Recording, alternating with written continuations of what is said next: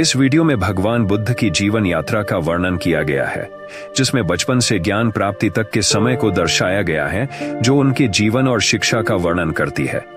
इस वीडियो को आप पूरा देखें ताकि आप गौतम बुद्ध की पूरी जीवनी और उनके उपदेश को समझ सके। कहानी: सिद्धार्थ से बुद्ध तक का सफर। प्राचीन भारत में कपिलवस्तु नामक राज्य था, जहां राजा शुद्धोदन का शासन था। उनकी रानी माया देवी के गर्भ से एक पुत्र का जन्म हुआ, जिसका नाम सिद्धार्थ रखा गया। ज्योतिषियों ने भविष्यवाणी की थी कि यह बालक या तो महान राजा बनेगा या फिर एक महान सन्यासी।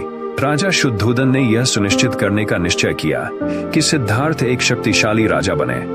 इसलिए उन्होंने सिद्धार्थ को महल के अंदर ही रखा और उन्हें सभी सांसारिक कष्टों से दूर रखा। महल में जीवन: सिद्धार्थ का जीवन महल में सुख सुविधाओं और विलासिता में बीता। उनके पास कोई भी कमी नहीं थी। महल में उन्हें कभी किसी दुख, रोग, बुढ़ापा या मृत्यु का सामना नहीं करना पड़ा।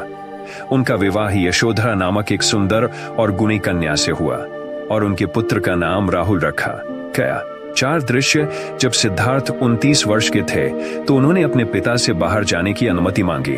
राजा ने आदेश दिया कि नगर के रास्तों को सजाया जाए और सभी रोगी, वृद्ध और दुखी लोगों को छिपा दिया जाए। लेकिन सिद्धार्थ जब नगर भ्रमण पर निकले तो उन्हें 4 दृश्य देखने को मिले, जिन्होंने उनकी जीवन की दिशा बदल दी। पहले दृश्य में उन्होंने एक वृद्ध व्यक्ति को देखा जो बहुत कमजोर और झुका हुआ था।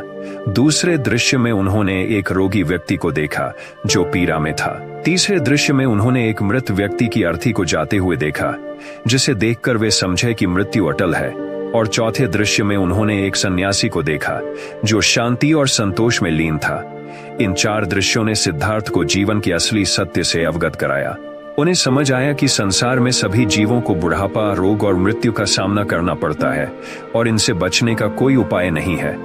इन 4 दृश्यों ने उनके मन में गहरे विचारों को जन्म दिया और उन्होंने यह निश्चय किया कि वे इस दुख से मुक्ति पाने का मार्ग खोजेंगे। संसार का त्याग। रात में जब पूरा महल सो रहा था, सिद्धार्थ ने अपनी पत्नी यशोधरा और पुत्र राहुल को छोड़ दिया और चुपचाप महल से निकल गए। उन्होंने राजसी वस्त्रों का त्याग किया और सन्यासी का रूप धारण कर लिया। उन्होंने विभिन्न गुरुओं के पास जाकर ध्यान, योग और तपस्या के तरीके सीखे, लेकिन उन्हें शांति नहीं मिली। इसके बाद सिद्धार्थ ने कठोर तपस्या की। उन्होंने कई दिन तक भोजन और जल का त्याग किया, लेकिन यह भी उन्हें आत्मज्ञान की ओर नहीं ले जा सका।